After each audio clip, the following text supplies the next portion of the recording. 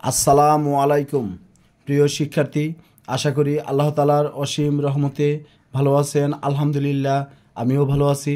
আজকে আলোচনা করব বাংলাদেশ উন্মুক্ত বিশ্ববিদ্যালয়ের বিএ বিএসএস পরীক্ষা 2024 অনুষ্ঠিতব্য পরীক্ষা 2025-এ কীভাবে আপনারা উত্তরপত্রে উত্তর লিখবেন এবং কিভাবে খাতা মার্জিন করবেন, সময়ের বন্টন কিভাবে করবেন, এ বিষয়ে বিস্তারিত আলোচনা করা হবে। প্রথমত শিক্ষার্থী, আমি আপনাদেরকে জানিয়ে রাখি যে আপনারা সকলে জানেন যে 19/9/2025 বাংলাদেশ উন্মুক্ত বিশ্ববিদ্যালয়ের বিএ বিএসএস পরীক্ষা 2024 অনুষ্ঠিত হবে। এখানে আপনারা জানেন যে যাদের আইডি কার্ডের শুরুতে 24 লেখা, 24 থেকে 16 বেস পর্যন্ত স্বাভাবিক, তাছাড়াও 15, 14 এবং 13 বেসের শিক্ষার্থীরাও ডিনেবো সিস্টেমে পরীক্ষায় অংশগ্রহণ করবে। আপনারা যারা ক্যান্ডিডেট, যারা আপনারা পরীক্ষা অংশগ্রহণ করবেন, আপনাদের সকলকে বিনীতভাবে অনুরোধ করব, আপনারা পরীক্ষার হলে যাওয়ার আগে আমার এই কথাগুলো শুনে তারপরে আপনাদের এই কাজগুলো পরীক্ষার হলে আপনারা প্রয়োগ করবেন। দেখবেন ইনশাল্লাহ আপনারা ভালো রেজাল্ট করতে পারবেন। প্রথমত শিক্ষার্থী, আমি আপনাদেরকে জানিয়ে রাখি যে আমরা খাতাটা কিভাবে আমরা মার্জিন করব। আমরা প্রথমত খাতার ডেকোরেশনটা এইভাবে করি সবসময়। আপনি উপর থেকে এইভাবে একটা রেখা টেনে স্কেল ধরে তারপরে আবার এখান থেকে আমরা এখানে রেখাটি টানবো। অনেকে আমরা এখানে কোণা বানানোর চেষ্টা করব না, ওইরকম না, এরকমভাবে আপনারা পেজগুলো প্রথমে আপনারা মার্জিন করে নেবেন। দেখেন আমি ধারাবাহিকভাবে কয়েকটা পেজ এখানে মার্জিন করেছি, আশা করি আপনারা এইভাবে করে নেবেন।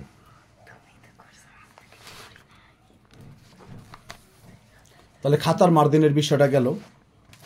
এখন শিক্ষার্থী, আমি আপনাদেরকে বলবো, আমরা যারা বাংলা ভাষা 1 এবং ইসলামিক স্টাডিজ 2 এই সাবজেক্টের প্রশ্নগুলোর উত্তর লিখব, আমি আপনাদেরকে প্রথমে বলবো আমাদের ক বিভাগের যে প্রশ্নগুলো থাকবে, এই প্রশ্নগুলো আমাদের এখানে 8টি প্রশ্ন থাকবে।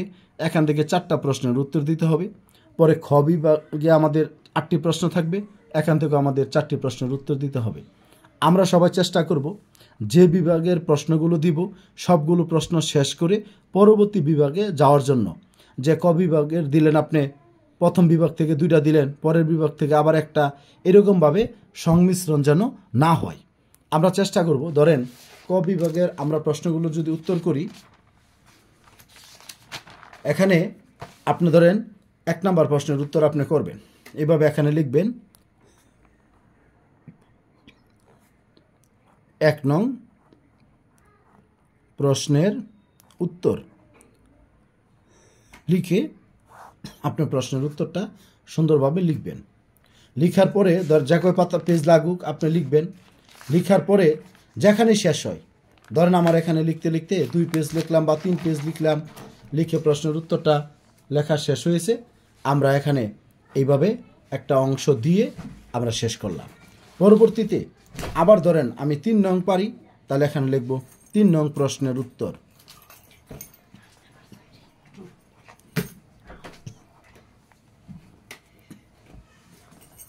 লিখে আমরা 3 নং প্রশ্নের উত্তরটি লিখব। এভাবে আমরা 4টা প্রশ্নের উত্তর লিখব। এখন বলবেন স্যার, যদি আমি 4টা না পারি, 3টা পারি, তাহলে আপনি 3টা আনসার করবেন। 3টা আনসার করে একটা প্রশ্নের জন্য যতটুকু প্রশ্ন জায়গা প্রয়োজন আপনি ততটুকু ফাঁকা রেখে আপনি পরবর্তী বিভাগে আপনি চলে যাবেন। অতএব যখন আমরা ক বিভাগের প্রশ্নগুলো দিব, শুধু ক বিভাগের প্রশ্নগুলোই আমরা আনসার করব। পরে খ বিভাগ যখন করব, খ বিভাগের প্রশ্নগুলোই আমরা আনসার করব। 2টা বিভাগ আমরা কখনো আমরা একত্রিত করব না, একটা শেষ হলেই আরেকটা করব। কোনো কারণে যদি আমরা না পারি, ওইটার জন্য আমরা জায়গা রেখে পরবর্তী বিভাগে চলে যাব। আবার যখন সময় পাবো বা আমরা কারো সহযোগিতায়, অথবা যদি আপনি বানায়ও লিখতে চান যাতে আপনি লিখতে পারেন, ওইরকম একটা ব্যবস্থা করে রাখবেন। এটা ছিল আপনাদের কাছে একটা গুরুত্বপূর্ণ বিষয়। আমরা যে বিভাগের প্রশ্নগুলো দিব সেটা শেষ করে পরবর্তী বিভাগে যাব, সেটা বাংলা ভাষা 1 হোক অথবা সিভিক এবং ইসলামিক স্টাডিজ 2 হোক, যেই প্রশ্নই হোক আমরা চেষ্টা করব এইভাবে আমাদের প্রশ্নের উত্তরগুলো লেখার জন্য। এক বিভাগের সাথে আরেক বিভাগে আমরা মিলাবো না, যখন যেটা লিখব সেটা শেষ করব, পরবর্তী বিভাগে যাব। কারণ এতে করে অন্যথায় পরীক্ষক আপনাদের প্রতি বিরক্ত বোধ করবে। এই জন্য আপনারা সবাই চেষ্টা করবেন ধারাবাহিকতা রক্ষা করার জন্য। এখন আসেন আমাদের পাস মার্ক কত, আমরা অনেকে জানি না। আমি আপনাদের একটা ঘটনা বলবো যে আমরা সাধারণত আমাদের বাংলাদেশে 33-এ যে কোনো পরীক্ষায় আমরা শতকরা হিসাবে আমরা 33 নম্বরের মধ্যে পাস ধরি। এটার দীর্ঘ ইতিহাস আছে, সেই ইতিহাস আমি আপনাদের জাস্ট একটু মনে করিয়ে দিই। ব্রিটিশরা আমাদের দেশে যখন পড়াশোনা চালু করেছে তখন আমাদের দেশে 33-এ পাস মার্ক চালু করে গেছে। কারণ ব্রিটেনে আপনার পাস মার্ক হলো আপনার 66-তে পাস মার্ক। যারা ব্রিটেনে পড়াশোনা করে ব্রিটেনে ওই দেশে লেখাপড়া হলো 66-তে পাস মার্ক।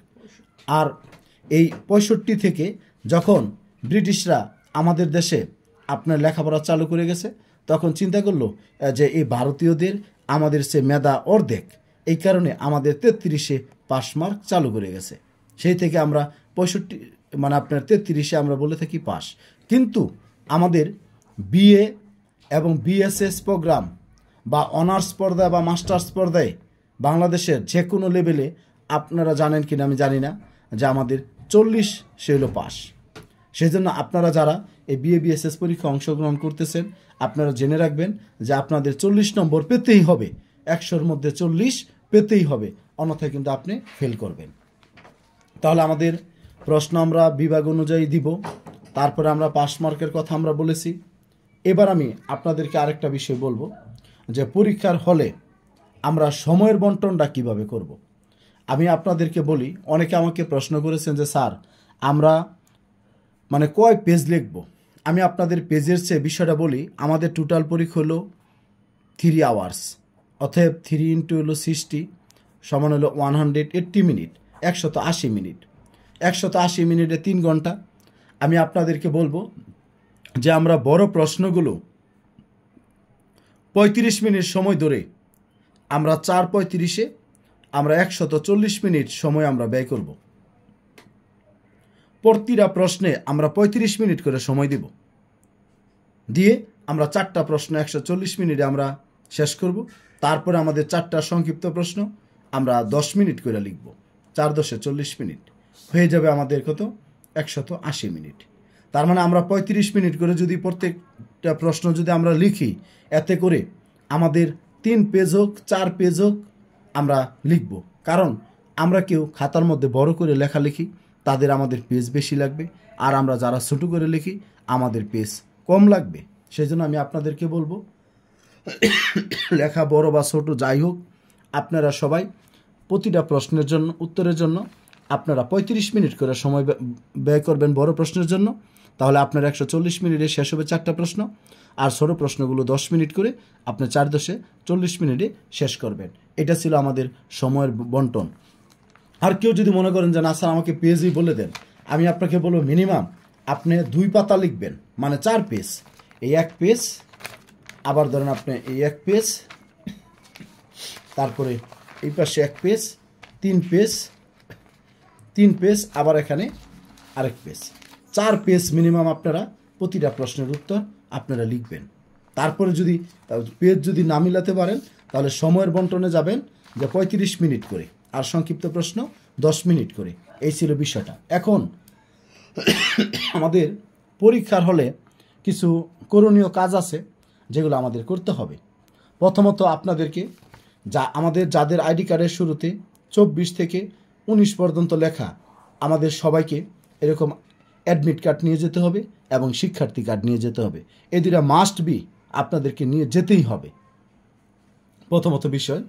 আর দ্বিতীয়ত যাদের 18, তারপরে আপনার 17, 16 বেসের বা 15, 14, 13 বেসের আপনাদের পুরাতন যে শিক্ষার্থী কার্ডটা রয়েছে আপনারা ওইটা নিয়ে গেলেও পরীক্ষা দিতে পারবেন।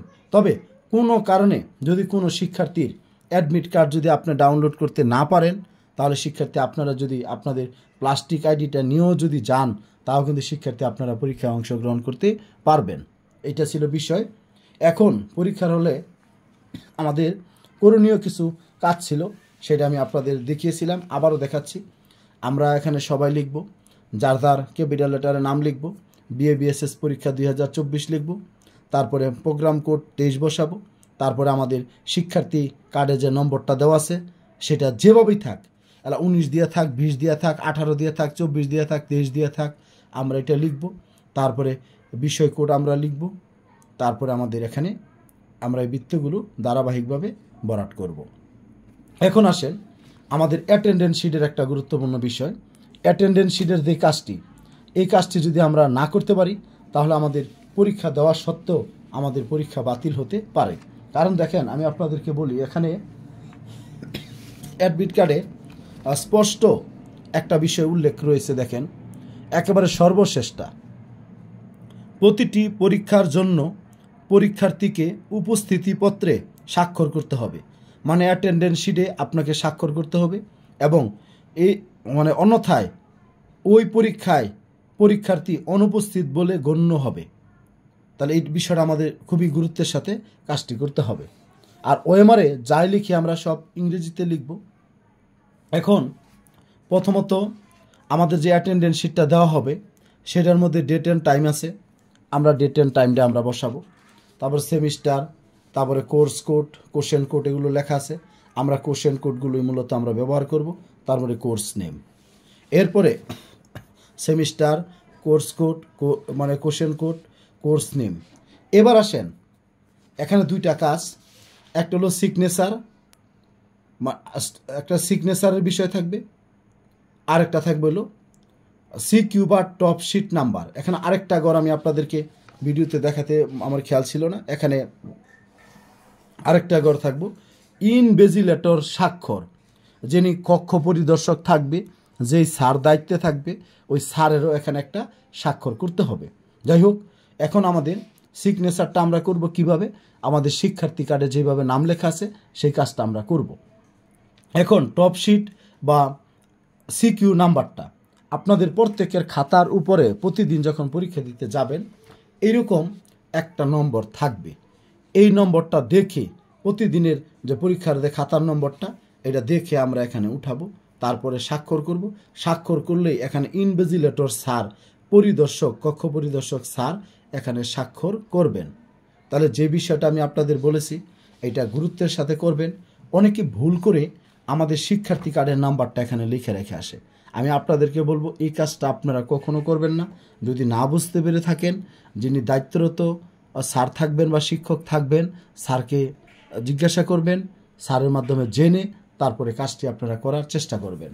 তবে শিক্ষার্থী, অনেক সময় অনেক কিছু বলি, আপনারা এগুলো কেউ এটা ভাববেন না যে স্যার বেশি কথা বলে। আসলে বেশি কথা না বললে আপনাদের প্রশ্নের উত্তরও আপনারা পাবেন না। এখানে এই জায়গায় একটা প্রশ্ন দেখেন লেখা আছে, প্রবেশপত্রে 7 ডিজিটের রুল নম্বর দেওয়া হয়েছে, তবে রুল নম্বর উত্তরপত্রে বা ওএমআর শিটে লেখার কোনো প্রয়োজন নাই। এটা জাস্ট দেওয়া হয়েছে, এটা আপনাদের উত্তরপত্রে লেখার প্রয়োজন নাই। এটা দেওয়ার কারণ আমি আগের ভিডিওতে ব্যাখ্যা করেছিলাম। যখন আপনারা চাকরির আবেদন করবেন বা অন্য কোনো জায়গায় ভর্তি হবেন, তখন আপনাদের রুল নাম্বার বলে একটা অপশন প্রয়োজন আছে, তখন কিন্তু আমাদের এটা খুবই কার্যকরী হবে। যাই হোক, সেটা আপনারা পরে বুঝতে পারবেন। তাহলে শিক্ষার্থী, আমাদের সকলের পরীক্ষার হলের করণীয় যে যে বিষয় সেগুলো বলেছি, আপনারা সুন্দরভাবে কাজগুলো করবেন। আর আপনাদের সকলের জন্য আমার অন্তঃস্থল থেকে আপনাদের জন্য দোয়া রইল, আপনারা যেন ভালোভাবে আপনাদের সবগুলো পরীক্ষা সুস্থ থেকে আপনারা যেন দিতে পারেন। সেই জন্য সৃষ্টিকর্তার প্রতি আপনাদের জন্য দোয়া করব। আপনারাও আমার জন্য দোয়া করবেন, আমি যেন আপনাদের জন্য আপনাদের কাজগুলো সঠিক সময়ে করে দিতে পারি। এই বলে আজকের মতো এখানে বিদায় নিলাম। সকলের পরীক্ষা ভালো হোক এই প্রত্যাশা ব্যক্ত করে এখানে লিভ নিচ্ছি। আসসালামু আলাইকুম।